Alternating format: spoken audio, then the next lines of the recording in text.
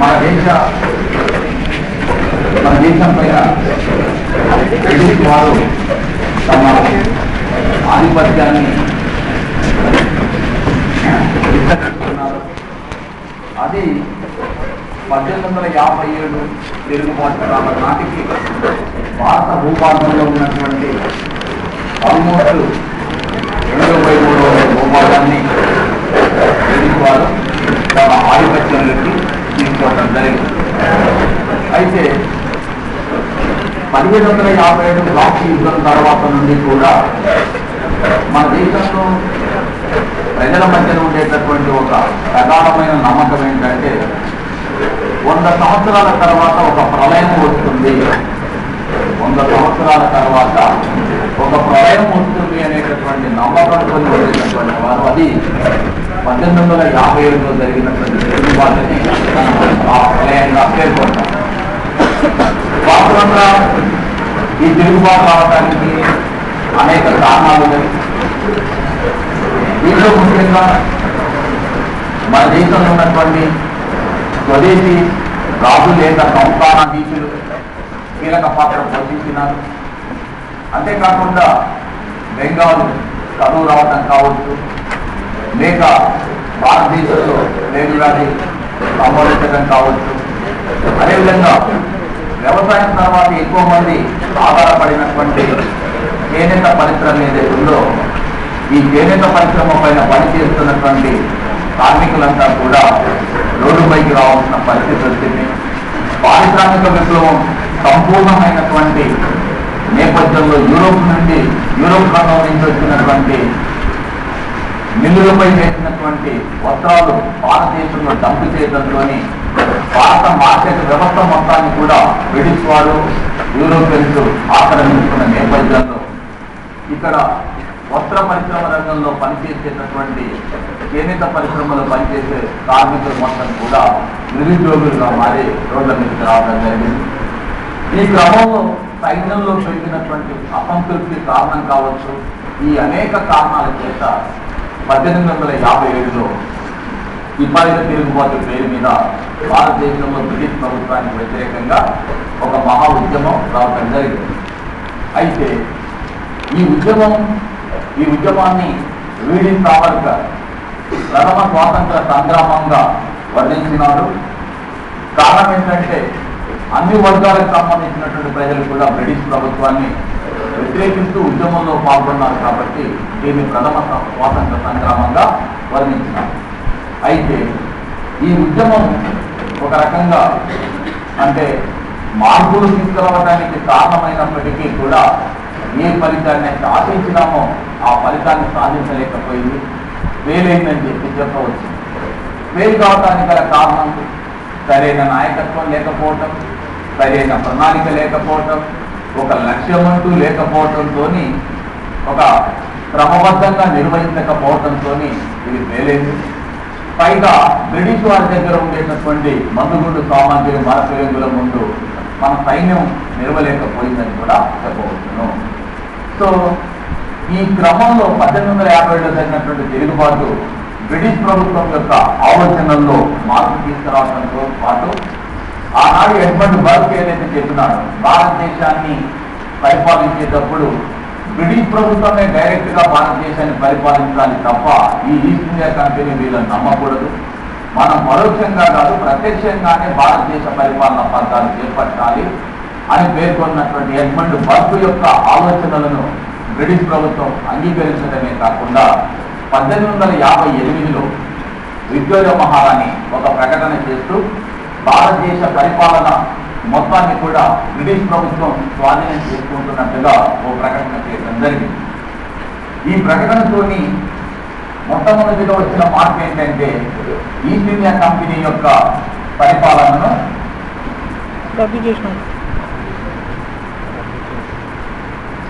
దీన్ని రద్దు చేయడం జరిగింది. భారతదేశం బ్రిటిష్ సామ్రాజ్యంలో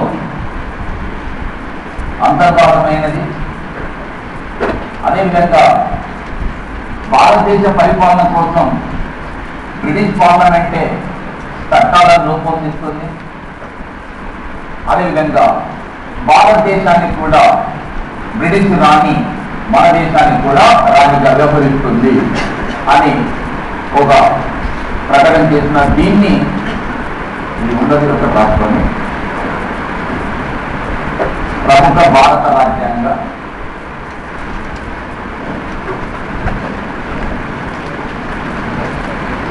విశ్లేషకులైన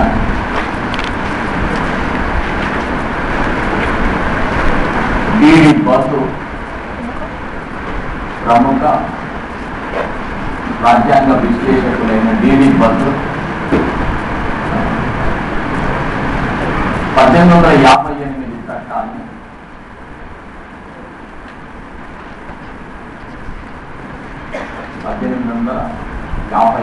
చట్టాన్ని భారత రాజ్యాంగ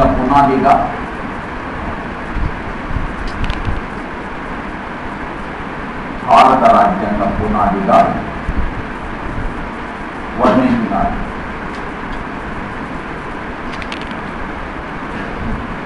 అనగా మన రాజ్యాంగ పరిణామ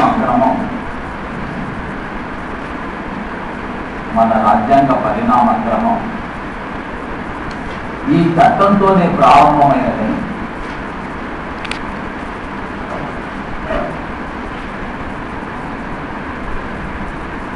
పేర్కొన్నారు.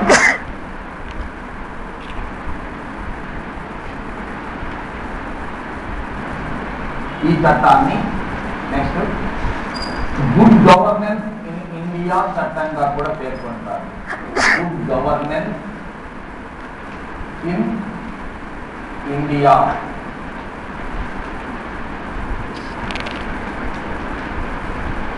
చట్టంగా కూడా దీన్ని వర్ణిస్తారు.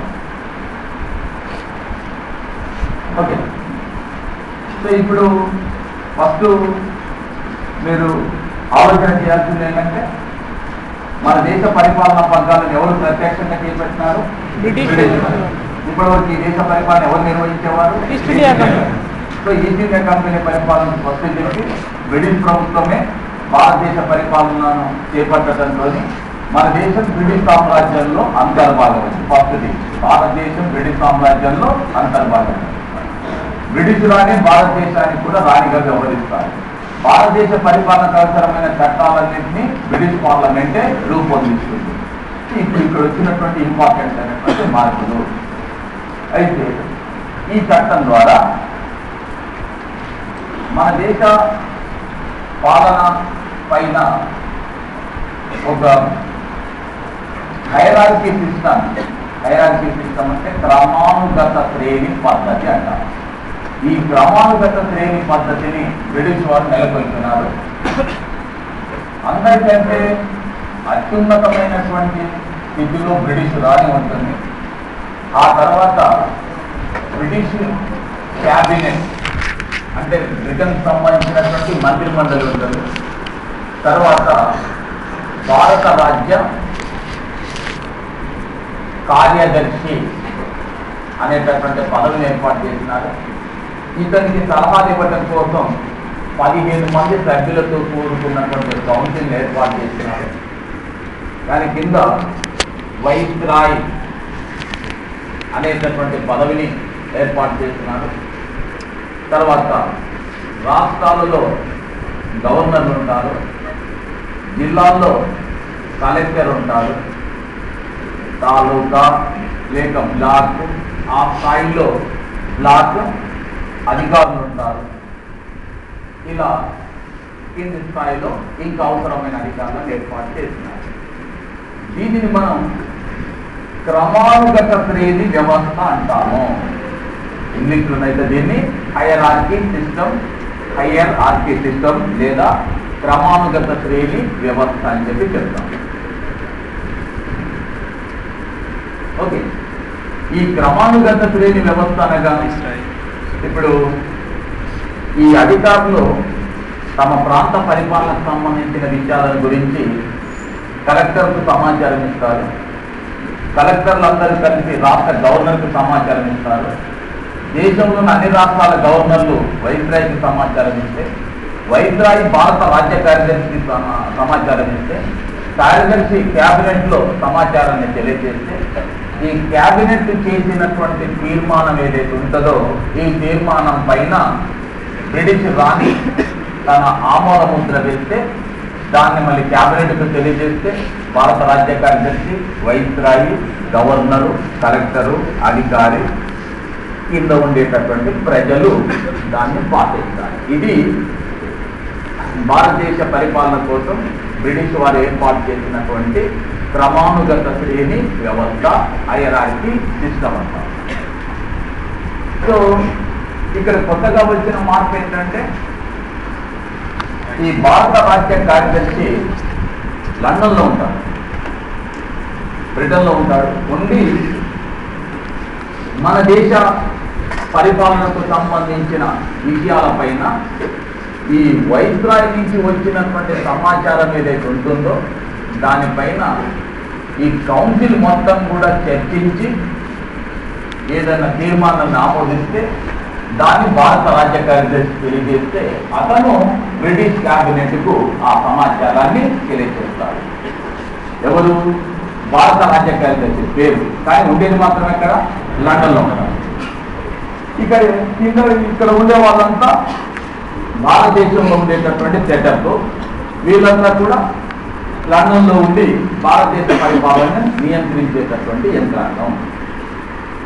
సో ఈ 15 మంది సభ్యుల కౌన్సిల్ ఎవరైతే ఉన్నారో వీరి పేరు మీద చట్టాలను రూపొందించినారు. కాబట్టి 1858 తర్వాత బ్రిటిష్ ప్రభుత్వమే మన దేశ పరిపాలన పగ్గాలను చేపట్టిన తర్వాత భారతదేశ పరిపాలన కోసం బ్రిటిష్ వారు ఆమోదించిన చట్టాలన్నింటినీ కూడా ఏ చట్టాలు అంటారంటే కౌన్సిల్ చట్టాలు అంటారు.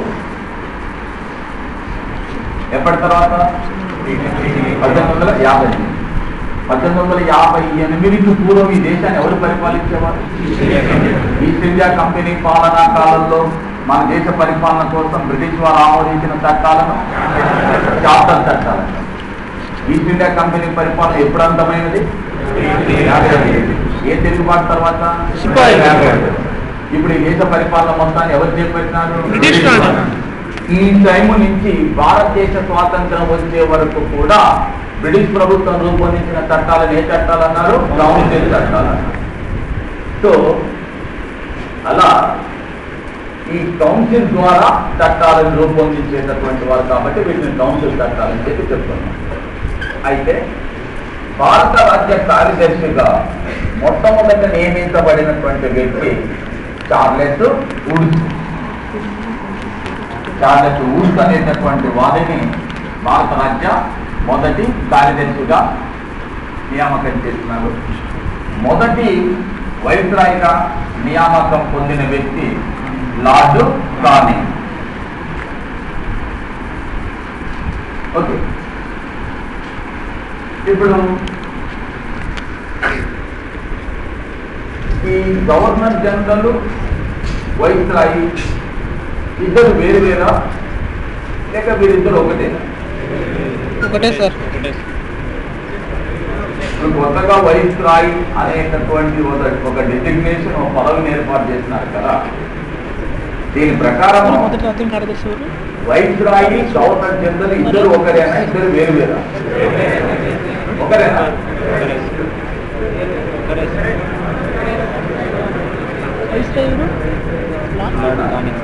వాని సూచన ప్రకారమైనా ఈస్ట్ ఇండియా కంపెనీ తెప్పించింది. వాని ప్రకారమైనా ఈస్ట్ ఇండియా కంపెనీ తెప్పించింది. వీడు వారు కూడా గవర్నర్ జనరల్ పేరుని వైస్రాయిగా మార్చుకున్నారు కాబట్టి ఒకడే. అంతేనే? ఇంకా ఇద్దరు వేరు వేరా? ఒకరే. ఎందుకు ఒకరు? గవర్నర్ జనరల్ పేరు తీసేసి వైస్రాయి పెట్టినారు కాబట్టి.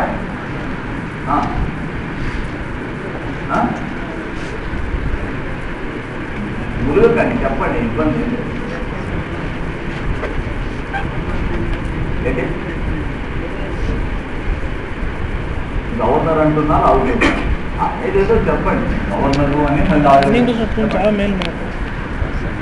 ఎందుకంటే వస్తే మనకు అర్థమైపోతుంది. బయటకు పోతే ఇంకా మంచి ఫ్యూచర్ మంచి ఫీలింగ్ కలుగుతుంది.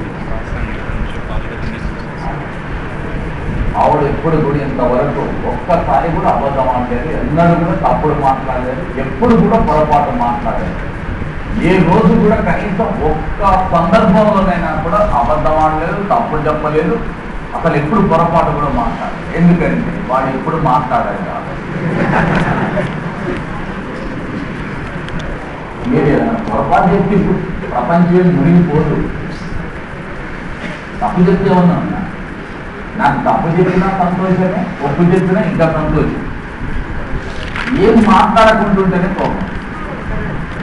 చెప్పండి, చెప్తే నష్టమే లేదు, ప్రపంచం ఏం మునిగిపోదు. లేకపోతే మనం కొంచెం భుజ పెరుగుతాలేదు. నేను పొరపాటు చెప్తే నేనే చెప్తాను, నేను పలానా రోజు పొరపాటు చెప్తున్నాను, సరి చేసుకోండి నేను చెప్తాను. ఈగోలు సబ్జెక్టు ఎప్పుడు పెంచవు, ఈగోలు ఎప్పుడు పనికిరావు.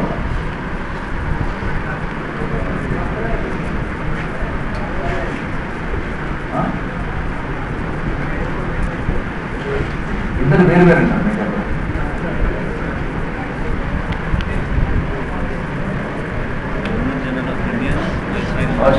ఇక మీరు చాలా చాలా 50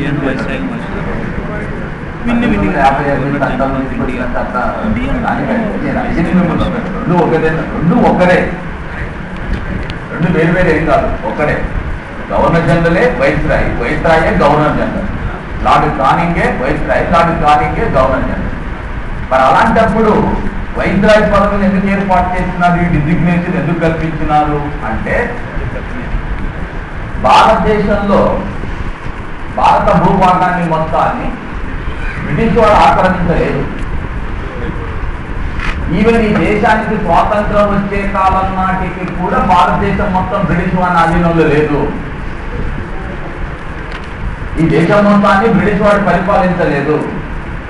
2/3 వంతు భూభాగం మాత్రమే బ్రిటిష్ వాడి పరిపాలనలో ఉండేది.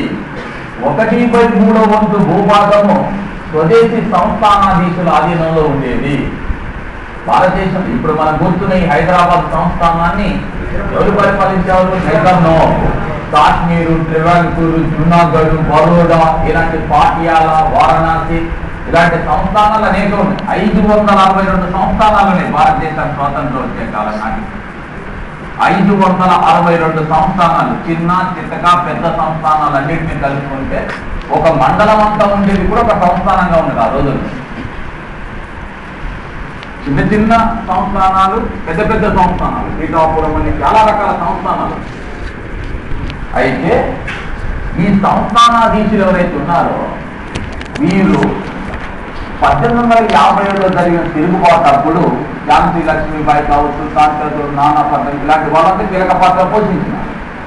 కాబట్టి బ్రిటిష్ వారు ఒక ఆలోచన చేసి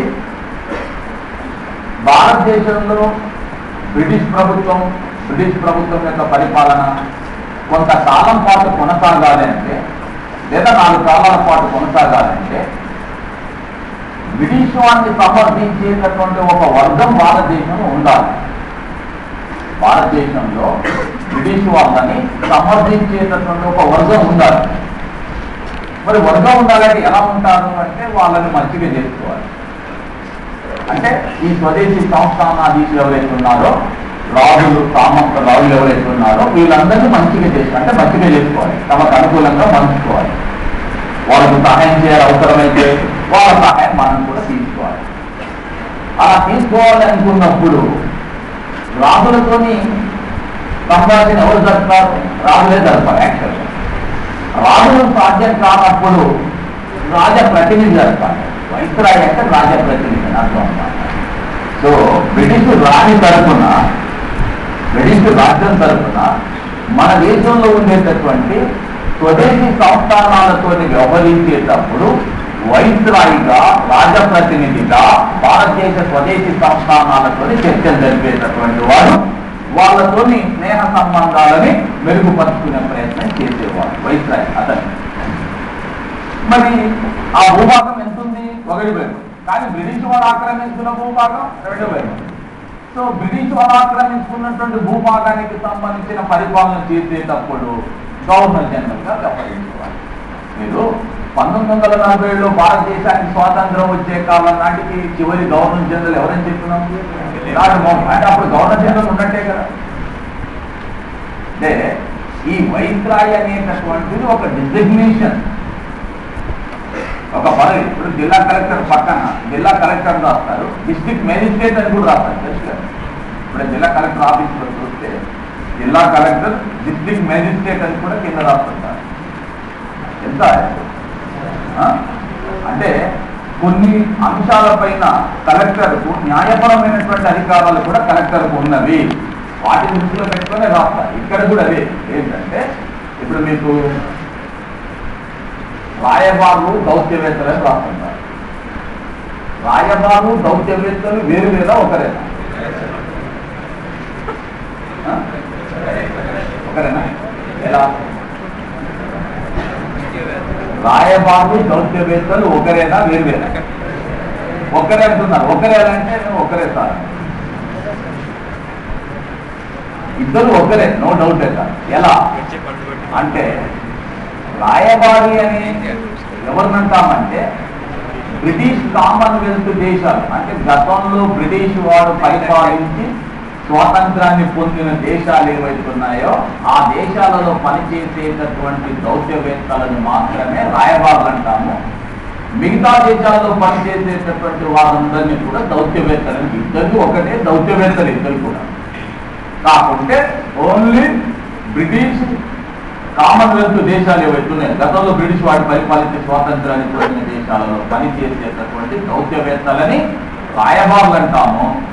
అదేవిధంగా ఇతర దేశాల్లో పనిచేసేటటువంటి భారతదేశ విదేశీ ప్రతినిధులు ఏమంటామంటే దౌత్యవేత్తలుగా పేర్కొంటాం తప్ప ఇద్దరు వేరు వేరు ఉంటారు. ఒకటే డిజిగ్నేషన్, ఒకటే. ఇక్కడ ఏంటంటే మన దేశంలో భారత భూభాగం రెండు విభాగాలైనవి. ఒకటేమో డైరెక్ట్ గా బ్రిటిష్ వాడు పరిపాలించే ప్రాంతాలు, డైరెక్ట్ గా బ్రిటిష్ వాడు ఆక్రమించుకొని పరిపాలించే ప్రాంతాలను పరిపాలన చేసేటప్పుడు గవర్నర్ జనరల్ గా వ్యవహరిస్తాడు. మన దేశంలో స్వదేశీ సంస్థానాలు ఏవైతున్నాయో వాటి పరిపాలన చేసే స్వదేశీ సంస్థానాధీశులతోని రాజులతోని వ్యవహరించేటప్పుడు అతనే బ్రిటిష్ రాజప్రతినిధిగా వైస్రాయ్గా పనిచేస్తాడు. ఇద్దరు ఒకరే, వేరు వేరేమీ కాదు. అలా నియమింపబడిన మొదటి వ్యక్తి లార్డ్ కానింగ్. ఈ లార్డ్ కానింగ్ పైన ఇంకో ప్రశ్న వచ్చింది, అది కొంచెం గమ్మత్తైన క్వశ్చన్. ఇప్పుడు మిమ్మల్ని అయితే మీరు ఈజీగా చెప్తారు. పెద్ద సమస్య ఏంటంటే భారతదేశంలో ఈస్ట్ ఇండియా కంపెనీ పరిపాలనా కాలంలోనూ బ్రిటిష్ ప్రభుత్వ పరిపాలనా కాలంలోనూ రెండింటిలో పనిచేసినటువంటి ప్రముఖ అధికారి ఎవరు అని అడిగారు. ఇప్పుడు ఈజీగా చెప్తారంట. నేను కూడా పంపుతుండగా ఇది వీడు ఎవడో ఇంతకాలం ఎలా పనిచేసినాను, ఇంతకాలం చేసేది అంతకాలం. 1857 తిరుగుబాటు చేసినప్పుడు ఈ దేశాన్ని ఎవరు పరిపాలన చేస్తున్నారు? East India company. ఆ కాలంలో భారతదేశ గవర్నర్ జనరల్ ఎవరు? Lord Canning. ఓకే. తిరుగుబాటు జరిగిన తర్వాత భారతదేశ వైస్రాయ్గా మారింది ఎవరు? Lord Canning. మామూలుగానే తీసి ఎక్కడ నేల కొట్టేవారు వీళ్ళు. ఎవరు? Lord Canning. తిరుగుబాటు చేస్తే నువ్వేం చేస్తున్నావు తీసేవారు. కానీ వీళ్ళని అట్లా తీర్చలేదు. పైగా ఇతన్ని కొనసాగించినారు. ఎందుకంటే ఈ లార్డ్ కానింగ్ విక్టోరియా మహారాణికి స్వయాన కజిన్ కాబట్టి వీని మాత్రం అదనమాట. అసలు మామూలుగా తిరుగుబాటు చేసి ఏం చేస్తారంటే నీ వల్ల నేనంతా జరిగింది కాబట్టి నువ్వు వేస్ట్ కాబట్టి దీన్ని తీసేస్తున్నామని చెప్పుడు వీళ్ళని శంకరగిరి మాన్యాన్ని బట్టి లండన్కి పంపించేవాళ్ళు యాక్చువల్గా. కానీ తీసేయలేదంటే కారణం ఈ విక్టోరియా మహారాణికి తన కజిన్ కాబట్టి ఇతన్ని తొలగించలేదు. ఓకే సరే. ఈ చట్టం పైన ఎక్కడైనా కూడా అంటే ఈ చట్టంలో వచ్చినటువంటి చట్టం ద్వారా తీసుకొచ్చినటువంటి మార్పుల ద్వారా భారతదేశ పరిపాలనా రంగంలో లేక పరిపాలనా వ్యవస్థలో భారతీయులకు ఎవరికి కూడా ఎలాంటి ప్రాతినిధ్యం కల్పించబడలేదు. ఇక్కడ మీకు ఎక్కడైనా భారత ప్రజలకు ఎక్కడైనా ప్రాతినిధ్యం ఉందా? ఎక్కడ కూడా కల్పించలేదు. అయితే అయినా కూడా బ్రిటిష్ విక్టోరియా మహారాణి ఏమంటుందంటే ఈ చట్టం అంటే 1958లో వచ్చినటువంటి చట్టం భారత ప్రజల స్వేచ్ఛ స్వాతంత్రాల పాలిట మాగ్నా కార్టా వంటిది అని చెప్పి వర్ణించడం జరిగింది.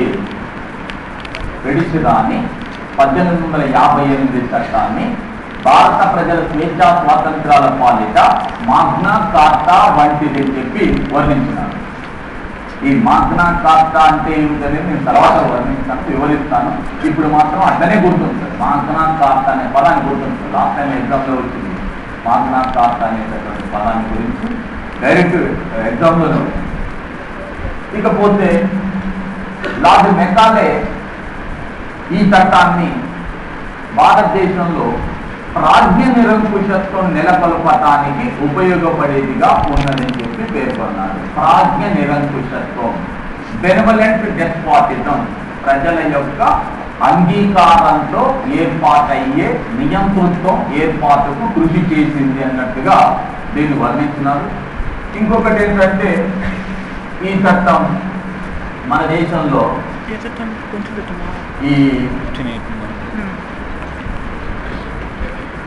కేంద్రీకృతమైన పాలన ఏదైతే ఉన్నదో దానిని మరింత పటిష్టపరచడానికి భారతదేశంలో ఉద్యోగి స్వామ్య వ్యవస్థ ఏదైతే ఉన్నదో, ఉద్యోగి స్వామ్య వ్యవస్థ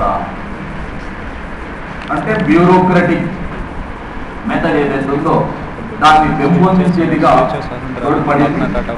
అదేవిధంగా ఇక్కడ భారతీయులకు ఎలాంటి ప్రాతినిధ్యం కల్పించబడలేదు. ఏ చట్టం ద్వారా?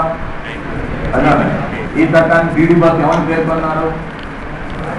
భారత రాజ్యాంగానికి ప్రారంభ చట్టంగా, భారత రాజ్యాంగానికి పునాది వేసిన చట్టంగా భారత రాజ్యాంగ పరిణామ క్రమం అనేది ఈ చట్టంతోనే ప్రారంభమైందని పేర్కొన్నటువంటి వ్యక్తి బీడీ బాస్. మీరు కొన్ని విషయాలు ఇవి చట్టంలో ఉండవు. నిన్నవరకైనా ఫోన్ చేశారు ఇంతకుముందు, సార్ మీరు 1858 చట్టము భారత రాజ్యాంగానికి పునాదులు వేసిన చట్టం ఇదేనా సార్? ఇదేనంటే నేనున్నా ఇదే అంశం పైన దానిపైన వ్యాఖ్యలు చేస్తుంటా. ఎవరు వ్యాఖ్య చేస్తున్నారంటే నేను చెప్తాను, అంతేకాని ఇది అవగాహన కాదా అని అంటే వ్యాఖ్యలు చేయడానికి ఏముంటుంది? ఇప్పుడు విక్టోరియా మహారాణి దృష్టిలో ఈ చట్టం చాలా గొప్ప చట్టం.